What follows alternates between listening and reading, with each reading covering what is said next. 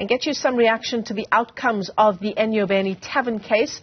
We're joined by the project lead at DG Murray Trust, Zimasa Mpemnyama. It's great to talk to you. Thanks very much indeed for coming on. Still so many questions that still surround this case of Enyobeni. It's been now almost, 2 years, Zimasa, and we still don't have those answers about exactly what led to their deaths.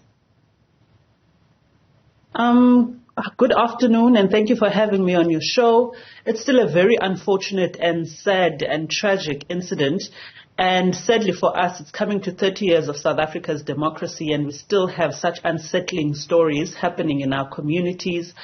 The fact that it's still uncertain what happened, the fact that the sentencing that we heard was only for a particular part of what happened that day, the fact that parents still don't have answers, the fact that a large population of South Africa is still wondering what happened that fateful day, leaves much room for concern.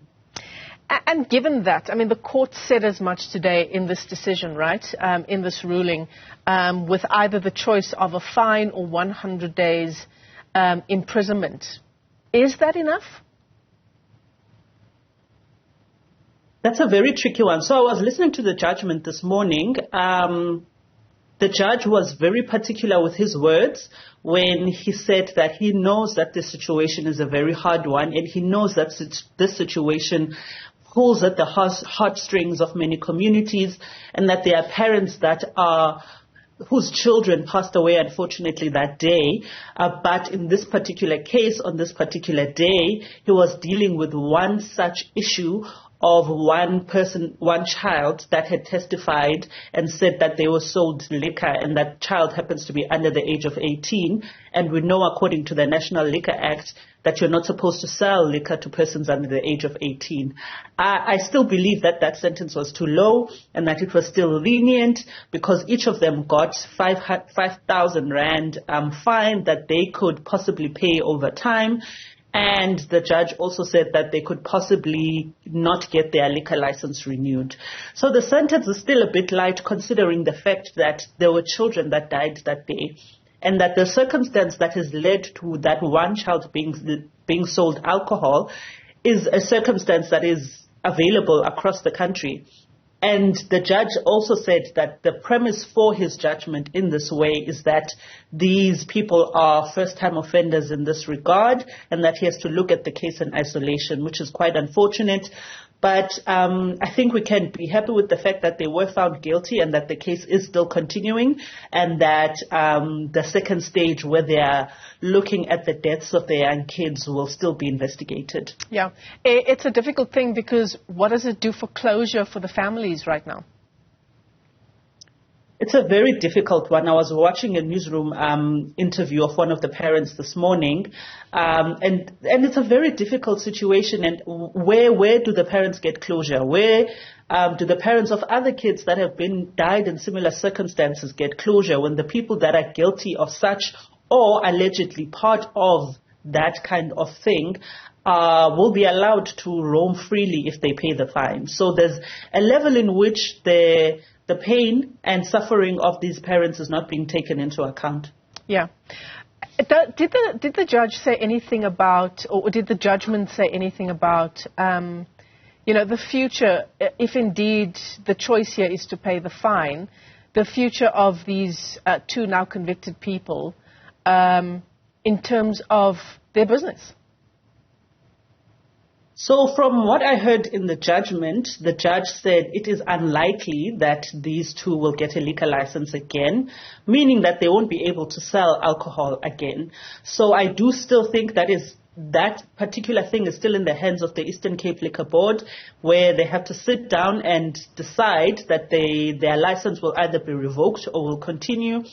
And I think a lot of communities don't know this information, but communities do have a stake as well in the awarding of liquor licenses, for particular spaces and taverns and establishments. So I think going into the future, their license will come into scrutiny, and it will be in the hands of the Eastern Cape Liquor Board to decide if they do grant the next liquor license for them. But from what the judgment said and what the judge said and the circumstances around this case, it is unlikely that they will get another liquor license. Yeah. Let's not forget that of those 21 young people who died, Zimasa, the youngest was 13 years old. Exactly. So the issue around the one child being the one who testified to say that they were sold liquor, and therefore the sentencing is around that. That's where the part is quite unfortunate, because we do know that there were kids that were younger than that child that happened to die that day. And although the court is correct to say that they can't make judgments on conjecture and the stories that people say, they need factual evidence, but we do know that in our communities and the spaces that we live in, a large number of liquor outlets do sell alcohol to young people. And these pens down parties, which have become a norm in South Africa, are a space for young people to indulge in alcohol. So South Africa has a very big problem of binge drinking, but a huge problem of young people drinking alcohol at a young age. In the work that we do and in the communities that we interact with, we've seen kids as young as 12 years old being addicted to alcohol and other substances. So it is very unfortunate that in this particular instance, the judgment was talking around one child specifically, but there were younger kids in that establishment, and in other establishments across the country, it has become somewhat of a norm to see young kids intoxicating themselves with alcohol and other substances as well. And that's what this case does, right? It highlights this kind of challenge that exists not only in this community in East London, but all around our country. And I suppose it takes something like this to send a strong message, for activists to jump into gear, for government to make available spaces for our young people to do other things other than gathering and drinking. Where do we even begin, Zimasa, to address an issue like this one that clearly exists on a national scale?